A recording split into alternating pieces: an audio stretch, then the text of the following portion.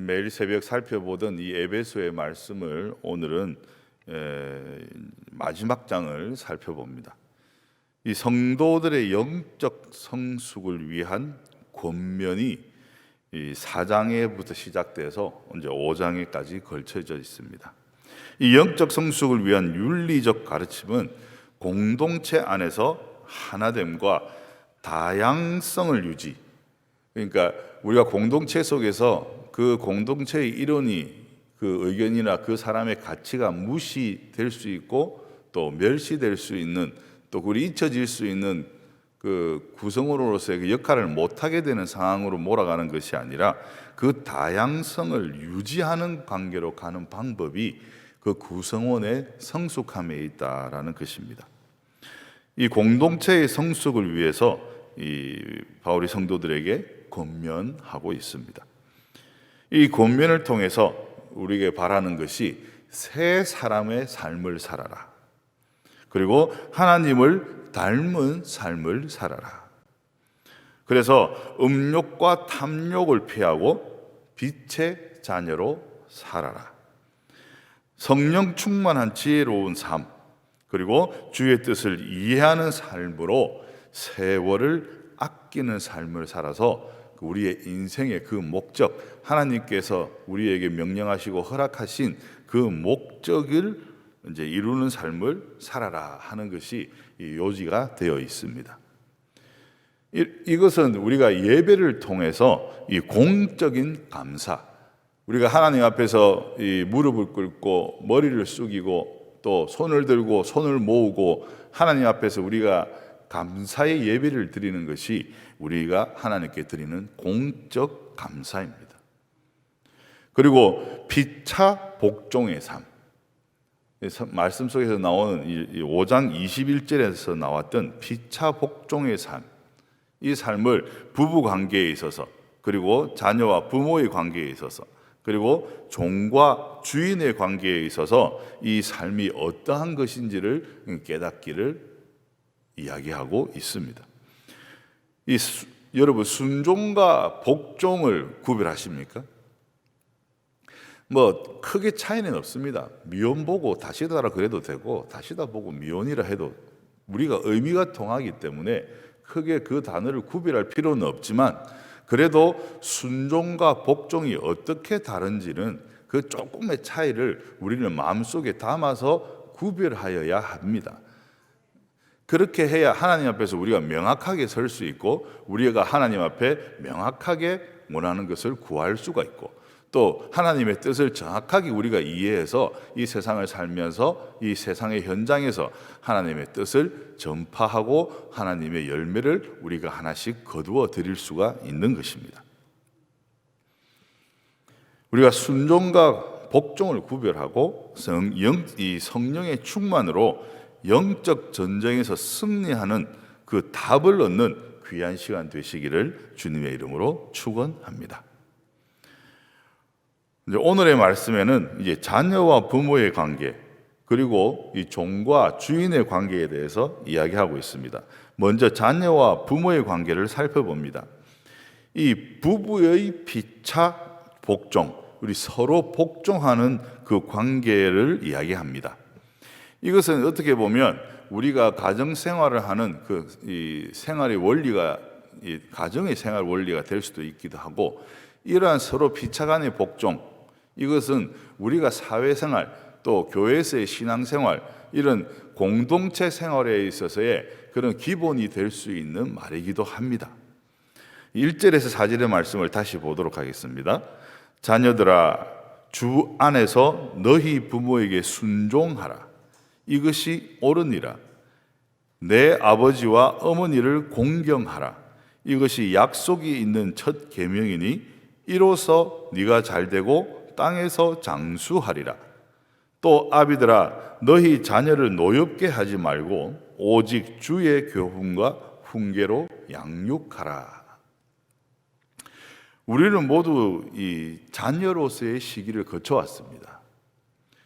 그래서 누구보다도 자녀의 입장이 어떤 입장인지를 잘 알고 있습니다. 이 자리에서 자녀를 두지 않으신 분도 자녀의 입장을 알 수 있고요. 자녀를 이미 다 장성시키신 분도 자녀의 입장을 알 수 있을 것입니다. 그런데 이 시간이 지나고 이 자녀라는 그 단계를 넘어서면 이제 개구리가 올챙이적 시절 모르듯이 우리가 잊어먹게 됩니다. 어릴 때는 갓 태어난 그 힘없고 이 약한 이 아이 때문에 마음도 졸이고, 또 이 아이들이 성장하면서 우리에게 보여주는 그 보람과 기쁨이 우리의 마음을 기쁘게 하고, 또 이 사랑을 듬뿍듬뿍 이렇게 줄 수 있는 그런 여유들이 있었지만, 이 시간이 지나고 아이들이 성장하고 이 아이들이 내 손에서 벗어나기 시작하면서 이제 그런 마음이 조금씩은 이 표현이 안 되기 시작합니다. 이제 그러면서 우리가 자녀였던 시기에 그런 기억들을 조금씩은 잊혀져 가게 되는 것이죠. 어떻게 보면은 우리가 나 개인적인 삶에 있어서도 우리가 어렸을 때 신앙생활을 했던 것, 학교 생활을 했던 것, 또 젊어서 사회생활을 했던 것, 이런 것들이 하나씩 잊혀져 가서 그 속에서 우리가 경험했던 은혜마저도, 하나님의 응답마저도 잊혀져 버리는 그런 경우를 종종 보게 됩니다. 참 안타까운 일이지만 하나님께서는 그때마다 우리에게 시험을 주시고, 그때마다 우리가 그 기억을 되새길 수 있을 만한, 또 하나님 앞에 우리가 어떠한 존재인지를 깨달을 만한 일을 우리에게 하나씩 주시면서 우리의 믿음과 신앙을 성장시키고 우리의 영적인 그런 무장을 하나씩 하도록 하나님께서 이끌어 가십니다. 저 같은 경우에는 저희 아버님이 제가 5살 때 돌아가시고 병으로 돌아가시면서 이제 어머니께서 저희들 4남매를 혼자 키우셨는데, 또 어머니는 제가 한 50쯤에 이게 돌아가셨습니다. 참 긴 이 공백의 시간이 이제 있었는데, 어머니의 임종은 제가 이제 컸고 또 자녀가 있었고 또 여러 가지로 마음의 준비가 되어 있었고, 어느 정도 이렇게 고달픈 삶 속에서 병까지 얻으셔서 올해는 사시지 못할 것 같다 하는 그런 마음의 준비가 있었고, 또 어느 이렇게 죽음을, 부르심을 준비하는 그 기간이 있어서 이 마음의 준비가 되어 있으니까 이 막상 돌아가시고 나서 이 슬픔보다는 이 허전함이 컸습니다. 이 고등학교를 졸업하면서 객지 생활을 시작하게 되니까 이제 학교를 이제 지방으로, 부산에서 있지 않고 다른 도시로 가게 되고, 또 군대도 더 멀리 가게 되고, 그것도 유학 가고, 또 유학 갔다 와서 생활을 서울에서 하게 되고, 이러면서 어머니와의 그런 가까운 그 한 집에서의 생활이 많지가 않았습니다. 그런데도 어머니가 돌아가셨을 때 그 허전함은 참 말로 표현하기가 어려웠습니다. 이 장례를 치르는 중에 참 제 자신에게 제가 이렇게 어머니의 영정을 보면서 마음에 탁 와닿는 것이, 나이를 50을 먹고도 마음에 와닿는 것이, 아이고 이제는 나는 이제 고하구나, 부모가 이제 없구나. 아버님이 없이 홀어머니 밑에서 자라왔지만 그 자라오면서 그걸 모르고 있었는데, 막상 어머니께서 이 어머니의 그런 이제 염을 하고 이런 과정에서 어머니의 시신을 보고 이렇게 하면서, 아 이제는 어머니가 나에게 없구나, 가셨구나 하는 그런 마음이 들 때 너무나 허전함이 있었습니다. 이제 이게 자녀의 마음이 이게 여러 가지의 그런 과거들의 기억을 불러일으키는 계기가 되었습니다. 그러면서 새삼 어머니의 사랑을 깨닫고 어머니의 희생을 깨닫는 그런 시간이 되었습니다. 이 허전함이 마치 이제 공허해서 이렇게 좀 내가 힘이 빠지는 것보다 이게 한 방 맞는 듯한 그런 충격으로 느껴지더라고요. 이제 그것이 이제 어머니께 효도하지 못했던 그 기억들 때문에 이제 더 이상 내가 어머니께 해드릴 수 있는 것이 없구나 하는 그 충격이 적지 않게 저희 마음을 흔들었습니다. 우리는 주 안에서 이러한 우리의 부모에게 순종하며 살고 있는가? 오늘 말씀 속에서 나와 있는 이 순종이 효도 아니겠습니까? 부모님의 말씀을 듣고 살아가는 그 효도하는 자녀의 삶. 물론 그 부모의 어제 담임 목사님께서도 말씀하셨습니다만 그 부모의 명령이, 그 부모의 권유가, 그 부모의 그 사랑의 말들이 하나님의 뜻에 합당할 경우에 하나긴 하지만 주님 안에서의 그런 효도이지만 우리 마음속에 부모에게 순종하는 것은 기본이 되어져 있습니다. 이 내 부모를 공경하라는 이 계명은 하나님께서 직접 명령하신 이 10계명 중에 유일하게 하나님의 약속이, 그에 대한 보상이 기록되어 있는 첫 번째 계명입니다. 이게 왜일까요? 그만큼 이 부모에게 공경하는 이 순종이라는 것이 우리의 삶 속에서, 인간관계 속에서 가장 근본이 되고 중요하기 때문일 것입니다. 또한 이 관계는 하나님과 우리의 관계의 이 근본이 되는 것이기 때문입니다. 앞장에서 우리가 보았던 부부 관계는 서로의 선택에 대한 의무로서 서로의 책임으로 우리가 복종해야 할 관계라면, 이 자녀와 부모의 관계는 하나님께서 우리에게 맡기신 이 기업인 그 자녀들, 그리고 부모는 하나님의 훈련과 훈계로서 또 이 자녀를 우리에게 맡겨주심에 대한 이 감사로서 양육하고, 또 자녀는 그 양육의 순종으로 따라야 할 관계입니다. 같은 하나님의 피조물로서의 그런 인격적인 만남을 이야기하고 있는 것입니다. 마치 이 뒤에서도 이야기가 나옵니다만은, 마치 이 남자들 같은 경우에 특히 이제 좀 가부장적인 가정에서 성장한, 또 자기의 나름대로의 그런 능력을 가진 지니고 있는 남자일수록 집안에서의 그런 아내와 자녀들에 대해서 조금 권력을 행사하는 그런 이 아버지들이 많이 있습니다. 그것은 그만큼 사랑하고 또 그만큼 책임을 느끼기 때문이라고 이야기할 수도 있겠지만, 이것은 나의 소유다, 이것은 내 것이다라는 그런 인격적이지 못한 그 관계와 그 관계 속에서의 마음 때문이 아닐까라는 생각을 하게 됩니다. 제가 나이가 46이 되어서 자식을 보고 나니까, 그 전에 자식이 없이 철없이 살다가 막상 자식이 하나님이 주신 그 기업이 이 둘이나 내 이 책임으로, 나의 그런 사명으로 와닿기 시작하니까, 이 젊었을 때 만약 이 아이를 얻었더라면 이렇게 하지는 못했을 것 같다라는 생각이 들더라고요.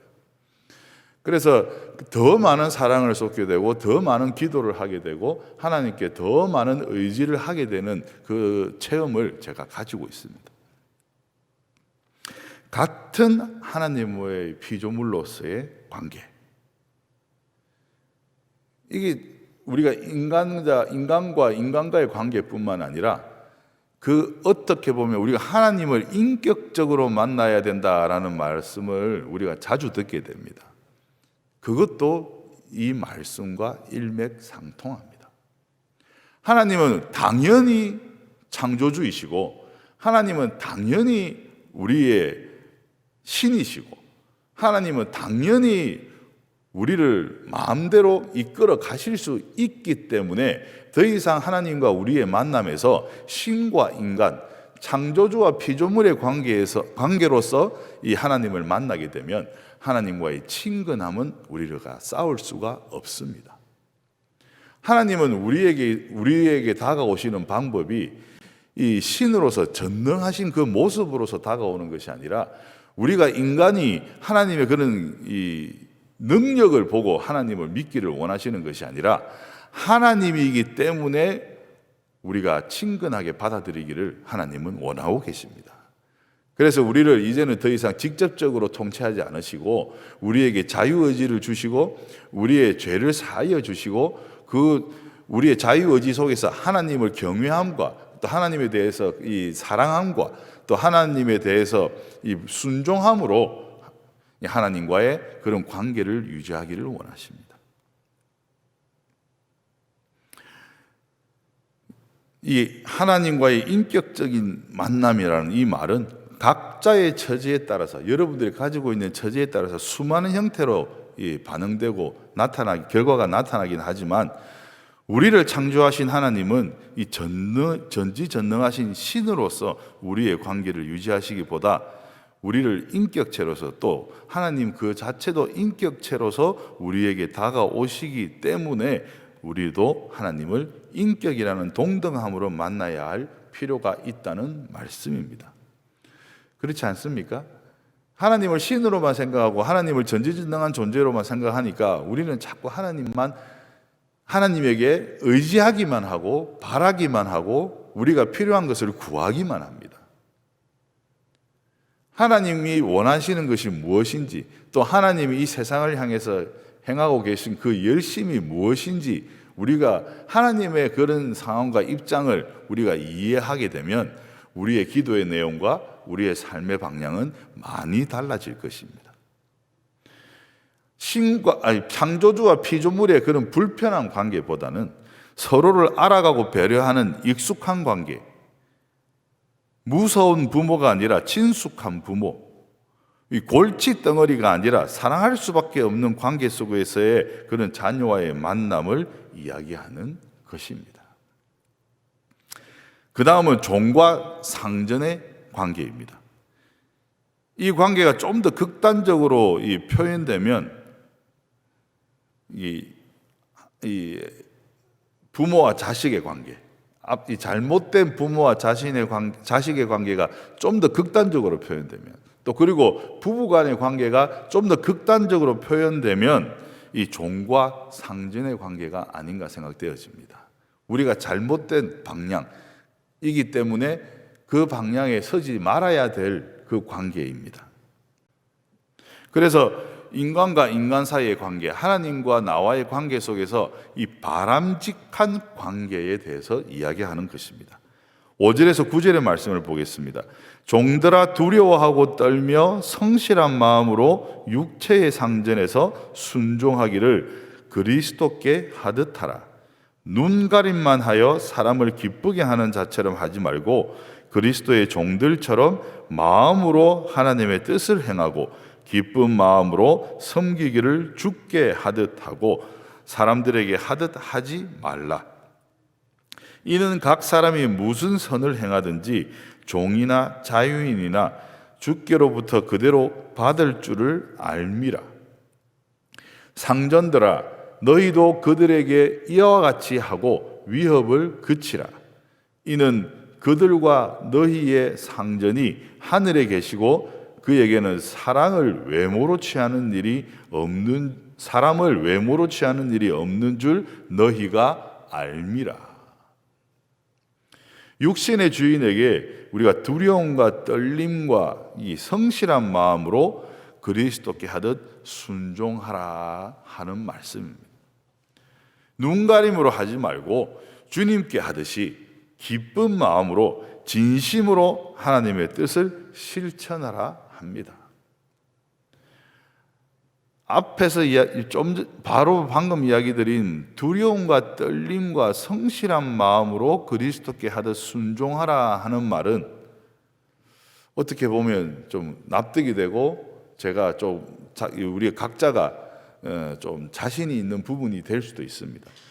그러면 한 가지 더 나아가서 눈가림을 하지 말고 주님께 하듯이 기쁜 마음으로 진심으로 하나님의 뜻을 실천하는 것, 여기에서는 저도 사실 자신이 없습니다. 왜냐? 아직도 이것이 이루어지지 않아서 저 같은 경우에는 계속 노력하고 있기 때문에 이것에 대해서는 자신을 가질 수가 없습니다. 지난 주일 오후 예배 강단에서 제가 말씀드린 것처럼 계속 제가 죽어지고 있다는 것을, 아직도 완전히 죽지 않았다는 것이 계속 느껴질 때가 많기 때문에 이 말씀에 대해서 자신 있게 나는 이렇습니다 라고 대답하기가 어렵다는 것입니다. 여러분은 어떠십니까? 순종하는 것, 그리고 그 순종을 주님께 하듯이 기쁜 마음으로 진심으로 하나님의 뜻을 실천하는 것, 쉽지 않은 이야기입니다. 그러나 말씀드렸듯이 이러한 나의 부족한 상황을 인정하지 않으면 그 다음으로 넘어가기가 어렵습니다. 지금의 부족을 인정하지 않으면 지금의 부족에 매달리기 때문에 지금의 부족을 채워줄 수 있는 것에 소홀하게 됩니다. 그러니까 시야가 좁아지고 판단이 좁아지는 것이죠. 내가 하나님 앞에 부족하다. 그러면은 하나님을 바라봐야지 부족한 나를 계속 바라만 보고 있어서는 안 된다는 것입니다. 이것이 우리가 시험을 이겨내지 못하는 이유 중에 하나지 않습니까? 시험 속에 빠져 있으면, 우리가 하나님이 주시는 연단 속에 빠져만 있으면 이것을 내가 해결한다, 이것이 해결되기를 기다리기만 한다 하면 그것에서 빠져나오는 시간은 너무나 오래 걸릴 것이고, 어쩌면 빠져나오지 못하고 우리는 영적인 문제 속에서 헤매어야 될 그런 상황으로까지 갈 수 있는 것입니다. 이 순종에 대한 선한 이 갚음, 주님께로부터 받게 됨을 알고 기억해야 합니다. 무슨 말씀이냐면, 우리가 선한 행동을 하고, 앞서도 있었지만 부모에게 공경하면 우리가 일이 잘 되고 장수할 것이라고 하나님께서 약속하셨습니다. 부모님께 효도하는 것에 대한 상급입니다. 이렇듯이 우리가 이 순종에 대한 선함, 이 선한 갚음, 선한 상급은 하나님으로부터 우리가 받게 된다는 것입니다. 우리 이 배우자에게 복종하는 것, 자녀에게 우리가 사랑을 쏟으면서 그 자녀의 마음을 헤아리고 순종하는 것, 하나님의 뜻을 순종하는 것, 이런 것에 대한 이 보상은 사람에게 받는 것이 아니라 하나님으로부터 받는다는 것입니다. 제가 옛날에 자식이 없을 때 이런 생각을 한 적이 있습니다. 아유, 사람이 자식 키우는 것도 늙어서 보호받기 위해서 그 본전 생각이 키우는 거지 하는 그런 생각을 한 적이 있었어요. 또 그게 또 맞는 것 같기도 했어요. 근데 이것은 표면적인 이야기입니다. 표면적인 이야기입니다. 근데 막상 키우면서 아이고, 내가 얘들한테 뭘 의지할 수 있을까라는 생각이 들 때가 많이 있습니다. 아직 어리긴 합니다만은 하나님 앞에 맡기고 하나님 앞에 이 양육을 의지하는 것이 맞구나 하는 것이 생각할 때가 많이 있거든요. 아마 이 자식을 두신 부모님의 이 시간을 오랜 시간 지내오신 분들은 아마 이 말씀이 무슨 말씀인지 저보다도 더 잘 아실 겁니다.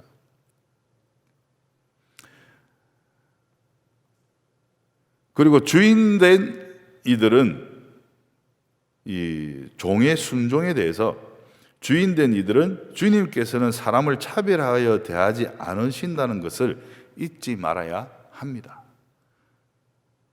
우리가 사람을 대할 때 저 사람은 내 종이야, 저는 내 아내고 얘들은 내 자식이기 때문에 내가 책임지는 존재들이기 때문에 나의 소유이기 때문에 내 마음대로 해야 돼, 내 마음대로 할 수 있어, 이런 마음을 주님께서는 가지지 않으신다는 겁니다. 하나님께서 심지어 창조주이시고 우리를 피조물로 보고 계시지만 단순한 피조물로 보고 계시지 않는다는 겁니다. 왜? 우리를 하나님께서 찬양받기 위해서 만드셨고, 또 예수 그리스도께서는 우리에게 그 복음의 말씀을 세상에 전하라고 사명을 주셨기 때문에 어떻게 보면 이 세상을 향한 동료로서의 그런 마음으로 우리를 보고 계실 수 있습니다. 종과 상전이라는 소유를 전제로 한 그런 신분의 관계가 아니라 역할로서의 관계로 우리는 하나님을 보아야 되고, 또 자녀를 보아야 되고, 또 우리 밑에 역할로서 낮은 자들을 보아야 되고, 또 역할로서 하나님도 우리가 보아야 합니다. 에베소서 5장 21절의 말씀에 기록되어 있습니다. 그리스도를 경외함으로 피차 복종하라.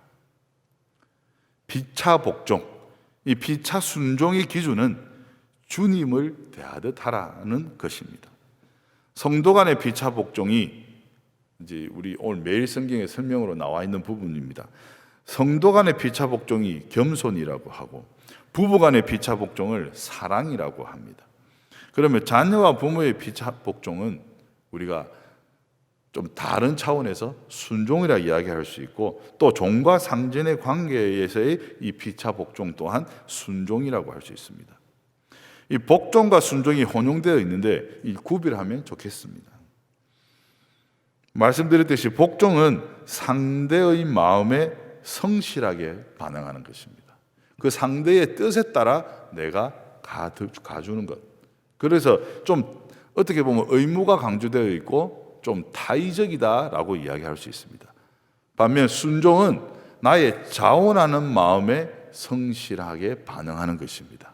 내 마음에서 일어나는 것, 그 상대방의 의지도 중요하지만 내 마음에서 자원하는 마음, 뭔가 부담을 가지고 내가 이렇게 해야 돼라는 의무의 마음보다는 내가 이렇게 하고 싶다라는 그런 자원하는 마음이 이제 전제가 되어 있다는 것입니다. 겸손, 사랑, 복종, 순종 이 모두가 하나님과의 관계를 설명하고 있는 것입니다. 모두가 죽게 하듯 하라고 합니다. 겸손도 죽게 하듯 사람에게 하고, 사랑도 죽게 하듯 사람에게 하고, 복종도 죽게 하듯 사람에게 하고, 순종도 죽게 하듯 사람에게 하라는 것입니다. 상대 앞에 겸손하고 상대를 사랑하고 상대에 복종하고 순종해서 이 세상에 말로 표현할 수 없는 그 하나님의 은혜를 누리시기를 주님의 이름으로 축복합니다. 함께 기도하시겠습니다. 하나님의 은혜에 감사드립니다.